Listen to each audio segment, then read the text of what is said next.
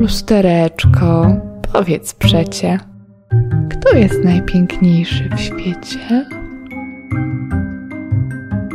Lustereczko, powiedz przecie, kto jest najpiękniejszy w świecie? Nasi widzowie często zadają nam pytania na temat lusterek dla papug. Czy należy je stosować? Jak instalować je w klatce? W jaki sposób wpływają one na psychikę naszych pupili? Wbrew pozorom, odpowiedzi na te pytania wcale nie są jednoznaczne.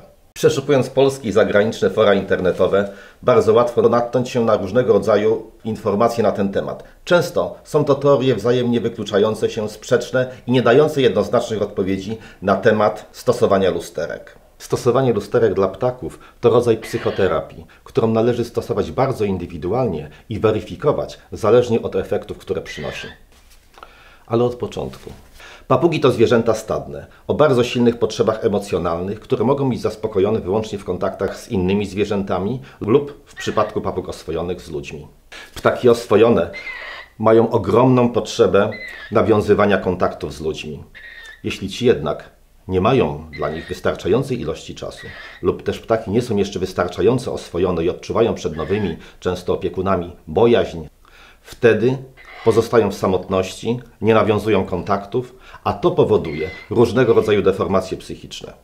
Często właśnie opiekunowie, chcąc zapewnić swoim ptakom, jak się wydaje im, towarzystwo, instalują w klatkach lusterka. Papugi nie rozumieją, że obraz w lustrze to jedynie odbicie. One traktują to jako drugiego osobnika i usiłują nawiązać z nim różnorodne relacje. Lustereczko, powiedz przecie, kto jest najpiękniejszy w świecie? Papugi bardzo różnie reagują na swoje odbicie. Niekiedy uważają obraz w lustrze za wroga, za jakiegoś intruza, który pojawił się nagle na ich terytorium i wtedy wykazują bardzo agresywne, impulsywne zachowania. W innych przypadkach można powiedzieć, że zakochują się w odbiciu, nawiązują z nim, a przynajmniej starają się nawiązywać bliskie relacje, karmią swoje odbicie, usiłują przejawiać jakieś zachowania godowe, traktując ten właśnie obraz jako swojego partnera. Często nie jesteśmy w stanie przewidzieć, w jakim kierunku będą rozwijać się relacje naszego pupila ze swoim odbiciem w lustrze. Dlatego należy to bacznie obserwować i w razie konieczności interweniować. Lusterek nie wolno stosować w okresie oswajania ptaka. Wtedy nie mogą wziąć górę relacje z odbiciem nad relacjami z przyszłym opiekunem.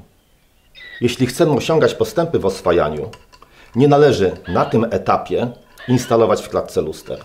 Często zdarza się, że ptak, który dopiero do nas trafił, wykazuje bojaźń wobec swojego opiekuna, nie ufa mu w pełni, natomiast postać z lustra wydaje się bardziej przyjazna, mniej groźna i w związku z tym łatwiejsze relacje będą z nią nawiązywane.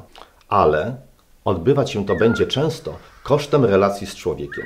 Dlatego na początku, kiedy ptak do nas dopiero trafi, kiedy jesteśmy jeszcze z nim niezbyt mocno związani, należy unikać instalowania luster w klatkach. Chodzi o to, aby ptak oswajał się, aby nawiązywał kontakty z nami, ludźmi, a nie ze swoim odbiciem. Zwykle opiekunowie instalują papugom lusterka wtedy, kiedy nie mają dostatecznej ilości czasu dla swoich pupili, kiedy często przebywają poza domem. Ale należy uważać, dlatego że może zdarzyć się, że proporcje czasu, który ptak spędza z człowiekiem, są niewspółmiernie małe w stosunku do czasu, kiedy zostaje on sam w klatce i jedynym jego towarzyszem jest obraz w lustrze. Może się wtedy zdarzyć, że te relacje ze swoim odbiciem są znacznie bliższe i mocniejsze aniżeli z tym człowiekiem i ptak z oswojonego staje się coraz mniej ufny, coraz mniej związany ze swoim opiekunem. Jeśli relacje z postacią z lustra są bliższe niż z realnym opiekunem, należy zaniechać stosowania lusterek, ale nie może odbyć się to kosztem przebywania ptaka w samotności. W takim przypadku opiekun musi zdecydowanie więcej czasu poświęcać swojemu pupilowi. Jeśli nie mamy dostatecznej ilości czasu dla swojego pupila, jeśli wiemy, że tego czasu w przyszłości również nie będziemy mogli mu zapewnić, zawsze najlepszym wyjściem jest dokupienie mu partnera, z którym nawiąże bliższe relacje, niestety kosztem tych z ludźmi, ale jest to zawsze dla niego lepsze niż wstawianie mu do klatki substytutu w postaci lusterka. Lusterka dla papugi to rodzaj wirtualnego świata.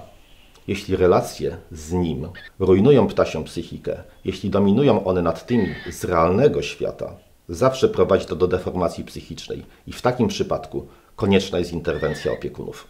Lustro to dobry rekwizyt używany do zabaw z papugą, ale nie jako zastępujący obecność człowieka, opiekuna, z którym papuga jest blisko związana, ale jako zabawka, która uzupełnia te nasze wzajemne kontakty.